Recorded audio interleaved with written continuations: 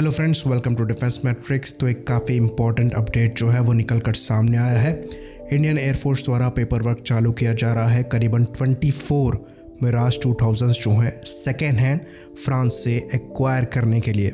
ये जो कॉन्ट्रैक्ट है वो करीबन 27 मिलियन यूरोस का होगा, जिसमें 24 में से जो 8 एयरक्राफ्ट हैं वो फ्लाई अवे कंडीशन में होंगे, यानी कि उनको उड़ाया जा सकता होगा। तो अगर ये चीज़ काम करती है तो पर एयरक्राफ्ट जो कॉस्ट है वो 1.125 मिलियन यूरोस पड़ेगा। और ऐसा कहा जा रहा है कि ये जो एयरक्राफ्ट है वो बहुत जल्द ही कंटेनर्स में इंडिया को सप्लाई किए जाएंगे। इन 24 में से जो 13 है वो कंप्लीट कंडीशन में होंगे, जिसमें एयरफ्रेम और इंजन वगैरह इंटैक्ट होंगे, जिनमें से 8 जो हैं वो फ्लाई अवे कंडीशन में होंगे। और जो बाकी बचे 11 हैं उनके पार्ट्स को यूज़ किया जाएगा, जो हमारी मिराज 2000 की फ्लीट है उसको मेंटेन करने के लिए। तो इन 24 में से ज़्यादा आप मेंटेन करके खाली 13 फाइटर ही उड़ा सकते हैं। बाकी जो 11 बचे हैं उनके पार्ट्स को यूज़ किया जाएगा, जो हमारे पहले से ही ऑपरेशनल एयरक्राफ्ट हैं उनको मेंटेन करने के लिए। तो यहाँ पर जो नंबर्स हैं वो बहुत बड़े इंक्रीज़ नहीं हो रहे हैं, पर सफिशिएंट हैं जो एयरक्राफ्ट क्रैश हुए उनको रिप्लेस करने के लिए। और कम से कम आधे स्क्वाड्रन के बराबर जो एयरक्राफ्ट हैं वो आपको एक्स्ट्रा मिल जा रहे हैं। तो हमारे जो मिराज 2000 हैं वो करीबन 35 ईयर्स ओल्ड हैं, यानी कि 35 साल पुराने हैं।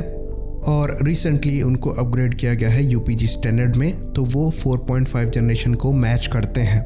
इन एयरक्राफ्ट को हाईली मॉडिफाई किया गया है नए रेडार से, नए ग्लास कॉकपिट से, साथ में इनमें नए वेपन्स को इंटीग्रेट किया गया है, जिसमें ये नई जनरेशन की मीका मिसाइल को फायर करने में सक्षम है। साथ में ये जो नए जनरेशन के एयर टू ग्राउंड म्यूनिशंस हैं उनको भी फायर करने में सक्षम है, जो कि इजरायली ओरिजिन के हैं। चाहे हम स्पाइस की बात कर ले, चाहे हम क्रिस्टल मेस की बात कर ले, तो इनको फर्दर अपग्रेड करके जो स्कैल्प क्रूज मिसाइल है उससे भी अपग्रेड किया जा सकता है। तो ये एयरक्राफ्ट अभी भी काफ़ी रेलेवेंट है और ऐसा माना जाता है कि करीबन 10 से 15 साल और ये सर्व करेंगे इंडियन एयरफोर्स को, जिसके बाद से इनको तेजस मार्क 2 से रिप्लेस किया जाएगा।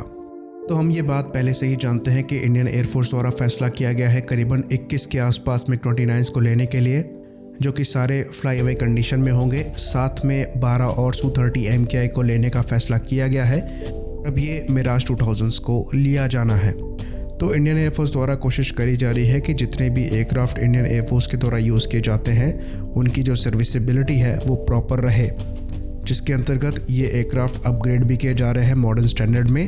साथ में इनके और नंबर भी लिए जा रहे हैं। तो ये जो एक्स्ट्रा एयरक्राफ्ट लिए जा रहे हैं ये शो करता है कि कितना इम्पॉर्टेंट है किसी भी एयरक्राफ्ट को जिनको एक्वायर किया जा रहा है उनके स्पेयर पार्ट्स और सप्लाई चेन को इंडिया में शिफ्ट करना, क्योंकि लॉन्ग टर्म यूज़ जो है आप उस एयरक्राफ्ट का तभी कर सकते हैं अपने हिसाब से जब आपके पास सप्लाई चेन हो। और यहाँ पर क्योंकि इंडिया ओरिजिनल इक्विपमेंट मैन्युफैक्चरर नहीं है, इसलिए सेकेंड हैंड एयरक्राफ्ट पे रिलाय करना पड़ रहा है उनके पार्ट्स को निकालकर एयरक्राफ्ट की जो फ्लीट है उसको ऑपरेशनल रखने के लिए। तो इसीलिए जो आगे फर्दर रफाल का एक्विजिशन इंडियन एयरफोर्स द्वारा किया जाना है उसमें ये चीज़ इंश्योर करना बहुत ज़रूरी है कि एयरक्राफ्ट को इंडिया में ही प्रोड्यूस किया जाए, ताकि जो स्पेयर्स हैं और सप्लाई चेन है उसका इशू इंडिया में ना हो और इंडियन एयरफोर्स अपने हिसाब से इन एयरक्राफ्ट को लॉन्ग पीरियड के लिए यूज़ कर सके।